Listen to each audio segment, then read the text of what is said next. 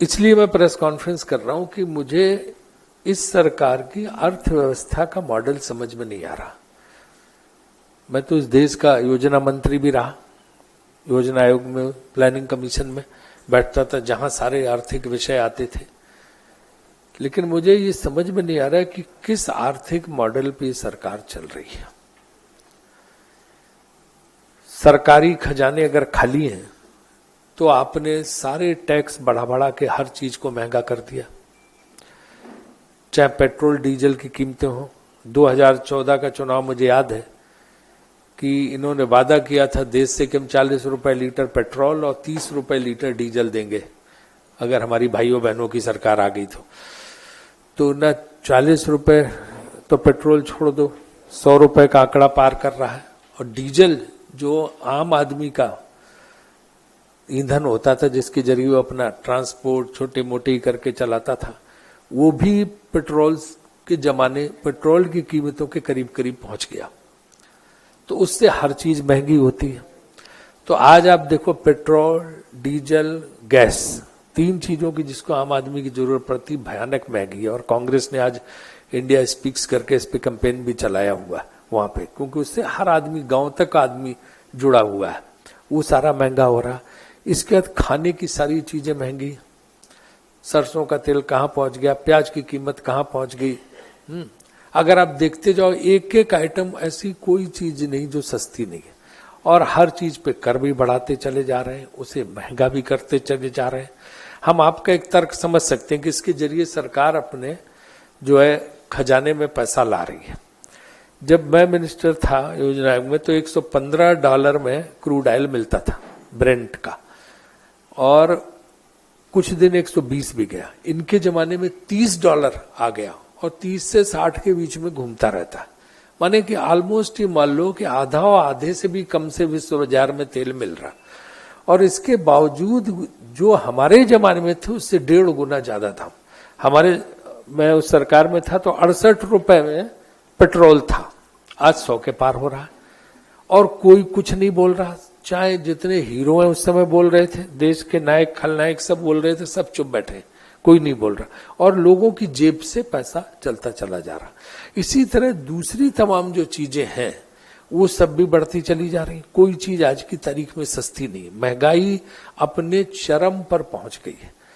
अब अगर आप ये तर्क देते हैं कि भाई जो हमारे पास पैसा नहीं है, आगे बजट के लिए पैसा है, कमिटमेंट पूरे करने के लिए, सबके लिए, उसके लिए हम पैसा जोड़ रहे हैं, तो फिर आप जो हमारी संपत्तियां हैं उनको क्यों बेच रहे हो? अगर जनता से धन ले रहे हो तो पब्लिक फंड से जो बनी संपत्तियां फिर उनको बचा के रखो। एक तरफ तो आप जनता को कोई फायदा नहीं दे रहे हो, उनसे पूरी लूट जारी है, कर के जरिए आप ले रहे हो। और दूसरी तरफ जो है आप जो एसेट्स बनाए हुए नेहरू जी के जमाने के आज तक, वो सारे भी आप बेचने को तैयारी में हो। और उसमें जो दुख की बात है कि सबसे ज्यादा वो एसेट्स बेचे जा रहे हैं जो प्रॉफिट में है पब्लिक सेक्टर। एक घाटे का पब्लिक सेक्टर, एक बार आप बात करें कि भाई इसको हमें डिसइन्वेस्ट करना है तो समझ में आता है कि इसका सही मैनेजमेंट नहीं है, इसमें जो है ढंग से चला नहीं पा रहे हैं और ये घाटे में चल रहा है, उससे देश की जनता का नुकसान हो रहा है पब्लिक मनी का। तो आप उसके लिए डिसइन्वेस्टमेंट की बात करें तो एक बार कोई उस तर्क से लोगों को समझाने की कोशिश कर सकता है, हालांकि बहुत लोग इस पे भी तैयार नहीं हो। लेकिन जो प्रॉफिटेबल पब्लिक सेक्टर है उनको आप क्यों बेचे डाल रहे हो? फिर सरकारों का क्या मतलब है? नॉर्थ ब्लॉक और साउथ ब्लॉक में खड़े दफ्तर, ये भारत सरकार रह जाएगी। अगर सरकार पूरे देश में दिखेगी नहीं, सरकार पूरे देश में कैसे दिखती? सरकार पूरे देश में दिखती है ये पब्लिक सेक्टर, बड़े बड़े स्टील प्लांट, बड़े बड़े जो है ओएनजीसी, दुनिया भर के जो है तमाम सरकारी बैंक, इन सब के जरिए सरकार दिखती ना। देश भर में लोग रहते हैं, हर जगह, कश्मीर से कन्याकुमारी तक। फिर तो आप सब ये खत्म करके सब प्राइवेट, रेल जाती तो आपको लगता है कि हाँ सरकार की ट्रेन चली जा रही है। जहाज चलते हैं जो शिपिंग कॉर्पोरेशन ऑफ इंडिया के, तो आपको लगता है कि हाँ ये सरकार के जहाज जो है माल ढोने में लगे हुए हैं। जगह जगह एक्सप्लोरेशन होता है तेल का, दूसरे तो आप कहते हैं माइनिंग सरकार के जो वो करते हैं माइनिंग डिपार्टमेंट के, तो लगता है कि हाँ ये फिर सरकार तो नॉर्थ ब्लॉक और साउथ ब्लॉक रह जाएगी बस खाली। दिल्ली से सरकारी दफ्तर सिर्फ भारत सरकार होगी, नीचे पूरे देश में तो भारत सरकार की नजर आएगी नहीं, क्योंकि सब कुछ आप प्राइवेटाइज करते चले जा रहे हो, सब कुछ आप निजी हाथों में बेच देना चाहते हो। मैं देश नहीं झुकने दूंगा, ओ मैं देश नहीं बिकने दूंगा। देश में झुकने पे तो चलो बाद में बात करेंगे, हैं? बिकने का काम तो चालू हो गया, तो उस वादे का भी क्या हुआ कि मैं देश नहीं बिकने दूंगा?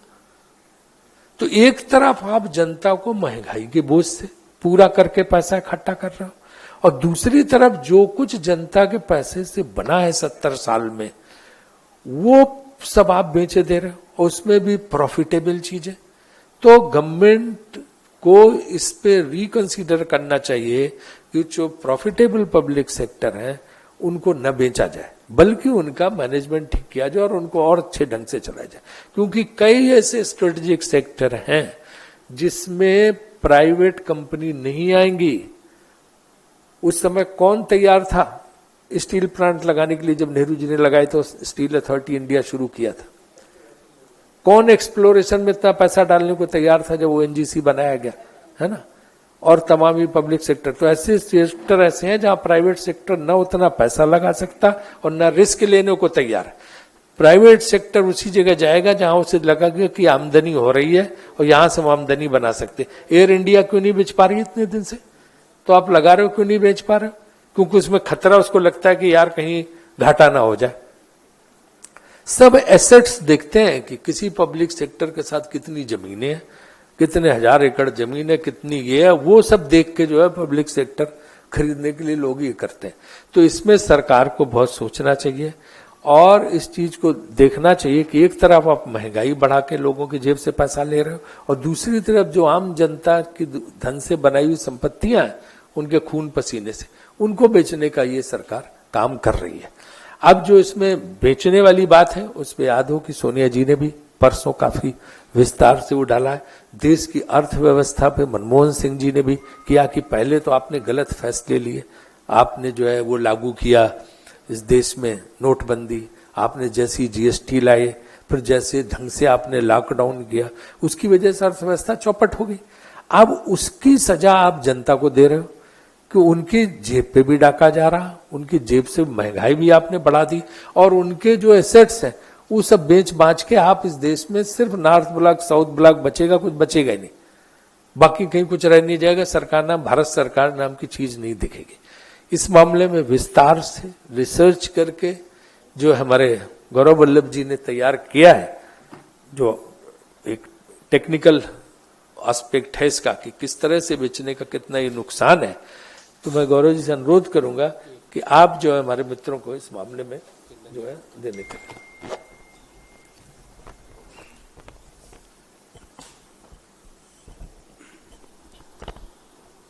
सभी आदरणीय साथियों को मेरा सादर नमस्कार। हमारे वरिष्ठ नेता और भूतपूर्व यूनियन मिनिस्टर राजीव शुक्ला जी ने संक्षेप में अपनी बात आपको बताई। कुछ टेक्निकल एस्पेक्ट्स जो इस बात के हैं वो मैं अब इंक्लूड करूंगा। मोदी सरकार का नया नारा है, हम दो हमारे दो, जो भी मिले बेच दो। और सरकार की एक यूएसपी है चीजों का नाम बदलने का। आज मैं इस पटल से उनको अनुरोध करता हूं कि वित्त मंत्रालय में के अंतर्गत एक विभाग है दीपम, जो ये खरीदने का, स्ट्रेटेजिक सेल का, डिसइन्वेस्टमेंट का एक विभाग है, जिसका फुल फॉर्म है department of investment and public asset management. मैं उनसे अनुरोध करता हूं कि इसका नाम कर दीजिए डीडीपीएम, दीपम से DDPM, distress privatisation drive management department. मैं उनसे ये अनुरोध करता हूं कि जिस तरह से आप डिस्ट्रेस सेल कर रहे हो, और ध्यान रखो मित्रों, ये डिसइन्वेस्टमेंट नहीं है, इसको डिस्ट्रेस सेल कहेंगे, क्योंकि डिसइन्वेस्टमेंट हमेशा स्ट्रेटेजिक होता है। डिसइन्वेस्टमेंट में 100% चाबी के साथ सारी चीजें किसी व्यक्ति के हवाले नहीं की जाती है। ये डिस्ट्रेस प्राइवेटाइजेशन ड्राइव है। और ये कौन खरीदेगा ये संपत्तियां, इसको मुझे देश को बताने की जरूरत नहीं है, क्योंकि हमारे सभ्यता में पंच महाभूत है, आकाश, अग्नि, पृथ्वी, जल और वायु। पंच महाभूत में जो भी बिके, भले ही वो हवाई अड्डे हो, किसने खरीदे, देश जानता है। भले ही वो कोल के, क्योंकि अग्नि कोल की माइंस हो, यहां से लेकर ऑस्ट्रेलिया तक किसने खरीदी, देश जानता है। भले ही वो आकाश में उड़ने वाले हवाई जहाज की कंपनियां हो, कौन चला रहे हैं, किनके पास मेजॉरिटी शेयर है, देश जानता है। भले ही वो शिपिंग कॉरपोरेशन ऑफ इंडिया है, जिसका डिसइन्वेस्टमेंट का सरकार ने कैबिनेट अप्रूवल दे दिया है, वो कौन खरीदेगा, देश जानता है।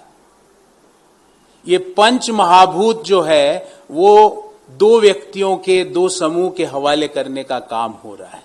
और इसको समझने के लिए मैं थोड़ा सा आपको एक इकोनॉमिक बैकग्राउंड देता हूं। और इसको समझने के लिए मैं थोड़ा सा आपको एक इकोनॉमिक बैकग्राउंड देता हूं। इकोनॉमिक बैकग्राउंड ये है कि कोविड-19 से पहले हमारी इकोनॉमी कंटिन्यूअसली जीडीपी नीचे गिर रही थी। बेरोजगारी की दर 45 साल की, कोविड के पहले की बात बता रहा हूं, कोविड के बाद की नहीं बता रहा। बेरोजगारी दर 45 साल के सर्वोत्तम स्तर पे पहुंच चुकी थी। आज फरवरी 2021 का बेरोजगारी दर का आंकड़ा आया जो 6.9% है, जो फिर से बढ़ना चालू हो गया। जो तथाकथित जो लोगों ने और कई मंत्रियों ने कहा ना, वी शेप्ड रिकवरी, ये वी शेप्ड नहीं है, ये के शेप्ड है। के का अर्थ हम आधे आए, आधे लोग अब ऊपर बढ़ेंगे। वो कौन लोग हैं, चुनिंदा लोग, जो हम दो, हमारे दो, जो भी मिले बेच दो, जो वो खरीदेंगे वो ऊपर बढ़ेंगे। बाकी देश के जो आम लोग हैं, जो 135 करोड़ हिंदुस्तानी है, वो के शेप में नीचे जाएंगे। फिर आया साहब बजट। लोगों को बड़ी आशा थी कि बजट में जरूर मध्यम आय वर्गीय लोगों के लिए, जिन लोगों ने अपनी नौकरी खोई है, उनके लिए जरूर ऐसे ठोस उपाय होंगे कि उनकी डिस्पोजेबल इनकम, मतलब उनके हाथ में नया पैसा ज्यादा रहेगा।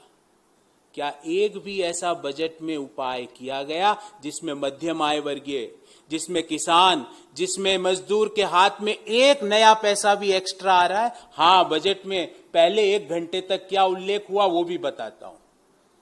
सरकारी बैंकों से लेके सरकारी बीमा कंपनियों तक, बिजली की लाइनों से लेके डेडिकेटेड फ्रेट कॉरिडोर्स तक, शिपिंग कॉरपोरेशन ऑफ इंडिया से लेकर फार्मास्यूटिकल कंपनियां जो पीएसयू में है वहां तक, सब जगह से एक ही बात आ रही थी कि बेच दो। और टैगलाइन ये थी कि ये पीएसयू सेल मॉल लगाई है मोदी सरकार ने, और उसकी टैगलाइन ये है कि हमसे सस्ता कहीं नहीं और हमसे अच्छा भी कहीं नहीं, क्योंकि ये 70 साल के देश के लोगों का पसीना था उस उपक्रम को बनाने के लिए। उन टैक्स पेयर्स का पैसा था जिन्होंने इस उपक्रम को बनाया है। उन पूर्ववर्ती सरकारों का एक विजन था जिससे वो उपक्रम बने हैं, जिसको आप बेच रहे हो। और मैं आपको 2-3 उपक्रमों का उदाहरण भी दूंगा आपको, ताकि समझ में आए कि ये क्रोनोलॉजी क्या है, क्योंकि क्रोनोलॉजी आपको समझनी जरूरी है। फिर साहब आगे इस चीज को आगे बढ़ाते हैं। डिसइन्वेस्टमेंट हमेशा किसके लिए होते हैं? डिसइन्वेस्टमेंट होते हैं कि भाई कोई नॉन स्ट्रेटेजिक एरिया में कोई ऑर्गेनाइजेशन है, उसको हम वैल्यू क्रिएट करने के लिए किया जाता है। जबकि 100% डिस्ट्रेस सेल क्यों किया जा रहा है? क्योंकि सरकार के पास आय के साधन का एक भी नया उपाय नहीं है।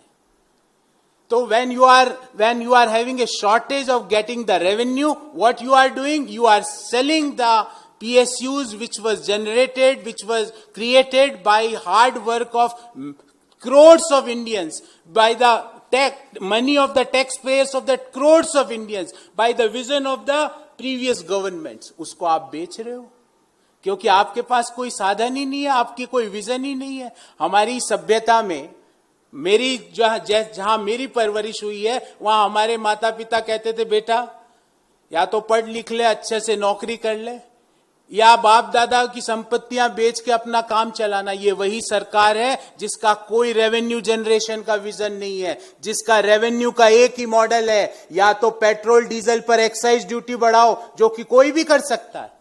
आप क्यों नहीं indirect taxes, GST, direct taxes से कलेक्ट करते हैं मनी? क्योंकि आपने, जैसा राजीव शुक्ला साहब ने बताया कि नोटबंदी के बाद तालाबंदी का जो सफर हुआ, नोटबंदी से लेके तालाबंदी तक, उसमें आपने ऑर्गेनाइज सेक्टर हो या अनऑर्गेनाइज सेक्टर, दोनों को खत्म कर दिया। तो आपके पास आय का साधन ही नहीं है। ओनली दो साधन है आपके पास, या तो जो भी मिले उसे बेच दे, अथवा पेट्रोल डीजल पे एक्साइज ड्यूटी बढ़ाते जाओ।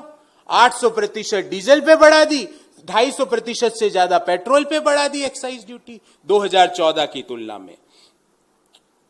अब मैं आपको इसको क्रोनोलॉजी को समझाता हूं और 2-3 इंपॉर्टेंट आंकड़े देता हूं।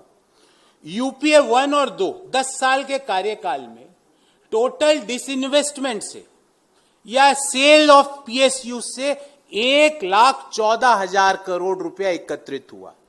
1.14 लाख 10 साल में।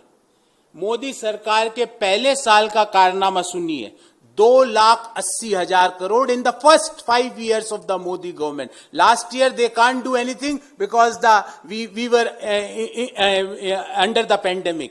तो मैं आपको सिर्फ 5 साल का ही आंकड़ा दे रहा हूं। 10 साल में 2,80,000 करोड़, 5 साल में 2,80,000 करोड़ और 10 साल में टोटल 1,14,000 करोड़ रुपया यूपीए 1 और 2 ने डिसइन्वेस्ट। मतलब उस समय भी नई योजनाएं आई थी साथियों, मनरेगा उसी समय आया था, उस समय भी रेवेन्यूज का संकट था, पर उस समय नेतृत्व कर रहे थे डॉक्टर मनमोहन सिंह जी, जिनके पास इकोनॉमी को कैसे ठीक कर रखना है, इकोनॉमीज के क्या रेवेन्यू के मॉडल होंगे, क्या फ्यूचर विजन होगा इंडियन इकोनॉमी का, वो उस समय वो एक्साइज ड्यूटी तेल पे बढ़ा के पैसा एकत्रित नहीं कर रहे थे। वो पिछले 50 साल में बने गए सार्वजनिक क्षेत्र के उपक्रमों को बेचकर पैसा इकट्ठा नहीं कर रहे थे। वो एक लॉन्ग टर्म विजन के साथ चल रहे थे। उस समय भी मिड डे मील के लिए पैसे की जरूरत होती थी, उस समय भी राइट टू फूड के लिए पैसों की जरूरत होती थी, पर उस समय की सरकार ने जो आज का जो रेवेन्यू का मॉडल है उसको यूज नहीं किया। फिर आप किनको बेच रहे हो? आपकी योजना क्या है? आप तो जो मिले, प्रॉफिट मेकिंग है बेचो, लॉस मेकिंग है बेचो, थोड़ा कम प्रॉफिट वाला है बेचो। आपका कोई मॉडल ही नहीं है, ना आपकी कोई सोच है, ना आप इन चीजों के बारे में डिस्कस करते हो पार्लियामेंट में आके। अचानक से लिस्ट आती है, माननीय राजीव शुक्ला जी ने आपको बताया कि अचानक से आज न्यूज आ गई